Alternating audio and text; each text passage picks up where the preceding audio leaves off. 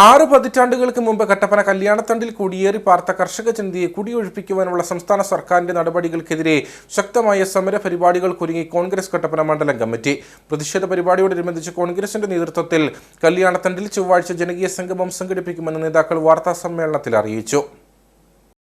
കട്ടപ്പന വില്ലേജിൽ block number 60-ൽ 17, 19 എന്നീ survey നമ്പറുകളിൽ പുല്ലുമേടെന്നും 18-ൽ ഏലമലക്കാട് എന്നുമാണ് രേഖപ്പെടുത്തിയിരിക്കുന്നത്. ഇതിൽ പുല്ലുമേടായി രേഖപ്പെടുത്തിയിട്ടുള്ള 17, 19 എന്നീ സർവേ നമ്പറുകളിൽപ്പെട്ട സ്ഥലത്താണ് കഴിഞ്ഞ ദിവസം സർക്കാരിന്റെ ബോർഡ് സ്ഥാപിച്ചത്.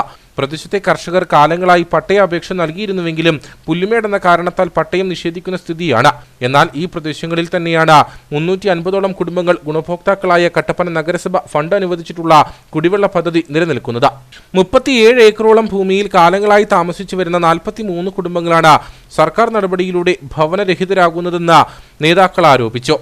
1970 മുമ്പ് കല്യാണത്തണ്ട പ്രദേശത്ത് സ്ഥിരതാമസമാക്കിയ കട്ടപ്പന വില്ലേജിൽ ബ്ലോക്ക് നമ്പർ 60-ൽ സർവേ നമ്പർ 17, 19-ൽപ്പെട്ട സ്ഥലത്താണ് സർക്കാർ പുല്ലുമേട് ആയിട്ട് റവന്യൂ രേഖയിൽ കണക്കാക്കിയിരിക്കുന്നത്. എന്നാൽ സർവേ നമ്പർ 18-ൽ ഏലമലക്കാടായിട്ടാണ് അവിടെ രേഖപ്പെടുത്തിയിരിക്കുന്നത്. ഇത് പുല്ലുമേടായി രേഖപ്പെടുത്തിയിരിക്കുന്ന സർവേ നമ്പർ 17-ലും 19-ലുമാണ് ഇപ്പോൾ റവന്യൂ അധികാരികൾ വന്ന് അവിടെ കൊണ്ട് ബോർഡുകൾ സ്ഥാപിച്ചിരിക്കുന്നു. ഈ സ്ഥലത്ത് തന്നെ പട്ടയം വേണമെന്ന് ആവശ്യപ്പെട്ടുകൊണ്ട് ആ മേഖലയിലെ കർഷകർ നിരവധി തവണ പട്ടയ ഓഫീസിൽ അപേക്ഷ കൊടുക്കുകയും എന്നാൽ ഈ പുല്ലുമേട് എന്നുള്ള ഒരു രേഖപ്പെടുത്തിയിരിക്കുന്നുള്ളതുകൊണ്ട് അവർക്ക് പട്ടയം നിഷേധിക്കുന്ന സാഹചര്യമാണ് കഴിഞ്ഞ കുറേ വർഷങ്ങളായി നടന്നുകൊണ്ടിരിക്കുന്നത്. ഇത് സംബന്ധിച്ച് ഇവിടുന്ന് കോൺഗ്രസ് നേതൃത്വത്തിൽ വലിയ സമരപരിപാടികളൊക്കെ നടത്തിയിട്ടുള്ളത്.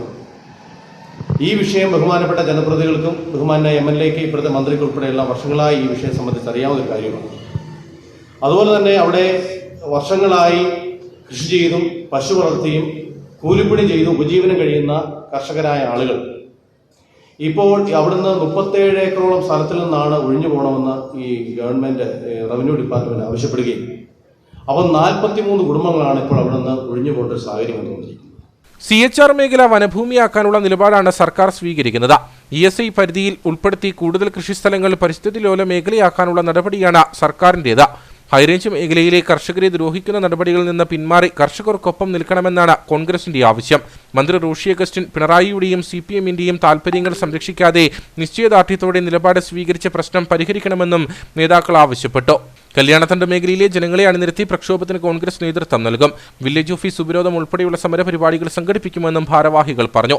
ഗ്രാമീണ സടക്ക് യോജന പ്രകാരമുള്ള ഒരു ടാറിംഗ് റോഡ് കടന്നു വന്നു ബഹുമാനായ ഫ്രാൻസിസ് ജോർജ് MP ആയിരുന്ന സമയത്ത് അവിടെ അനുവദിച്ചതാണ്. ആ റോഡ് കടന്നുപോയ സമയത്തും ഈ പറയുന്ന റവന്യൂ ഡിപ്പാർട്ട്മെന്റ് ഒരു നടപടികളും സ്വീകരിച്ചിരുന്നില്ല. അതുപോലെ തന്നെ കട്ടപ്പന പഞ്ചായത്തായിരുന്ന സമയത്തും മുനിസിപ്പാലിറ്റി ആയതിനു ശേഷം 3 വാർഡുകൾ ഉൾക്കൊള്ളിച്ചുകൊണ്ട് 350ഓളം ആളുകൾ ഉപയോഗിക്കുന്ന ഒരു കുടിവെള്ള പദ്ധതി ഇപ്പോൾ ഈ പ്രദേശത്ത് സ്ഥിതി ചെയ്യുകയാണ്. അതുപോലെ തന്നെ ആ റോഡിന്റെ മേഖലയിലൂടെയാണ് കോൺക്രീറ്റ് ആയിട്ടുള്ള റോഡുകൾ, ടാറിംഗ് റോഡുകളെല്ലാം വേറെയും കടന്നു പോകുന്നത് മുനിസിപ്പാലിറ്റി ഉൾപ്പെടെയുള്ള ഫണ്ടുകൾ അനുവദിച്ചു. അപ്പോൾ അത്തരത്തിൽ നിർമ്മാണ പ്രവർത്തനം നടക്കുന്ന സമയത്ത് ഒന്നും തന്നെ ഇത്തരത്തിലുള്ള നിലപാടുമായിട്ട് റവന്യൂ വകുപ്പ് കടന്നു വന്നിരുന്നില്ല. അതുകൊണ്ട് തന്നെ ഇപ്പോൾ ഈ മേഖലയെ റവന്യൂ ഭൂമിയാക്കി മാറ്റുന്നതിനും ഒപ്പം തന്നെ വനമേഖലയാക്കി മാറ്റിക്കൊണ്ട് ഈ മേഖലയെ ഗവൺമെന്റ് അട്ടിമറിക്കാനുള്ള ശ്രമം നടത്തുന്ന അവിടെ ആളുകളെ കുടിയിറക്കാനുള്ള ശ്രമമാണെന്നുള്ളതാണ് ഞങ്ങൾ സംശയിക്കുന്നത്. ഇതിന്റെ ശക്തമായ നിലപാട് സ്വീകരിക്കുവാനാണ് ഞങ്ങൾ ആഗ്രഹിക്കുന്നത്. വാർത്താസമ്മേളനത്തിൽ കോൺഗ്രസ് കട്ടപ്പന മണ്ഡലം president Siju Chakkumoottil, Ruby Vezhampathottam, Jose Anakkallil, KP Jaimon, KD Radhakrishnan Nair, Sivan Maliyekkal, CM Thankachan, Babu Pulickal, Raju Vettickal, PJ Babu, Riji Mathew, Arun Kappukattil എന്നിവർ പങ്കെടുത്തു.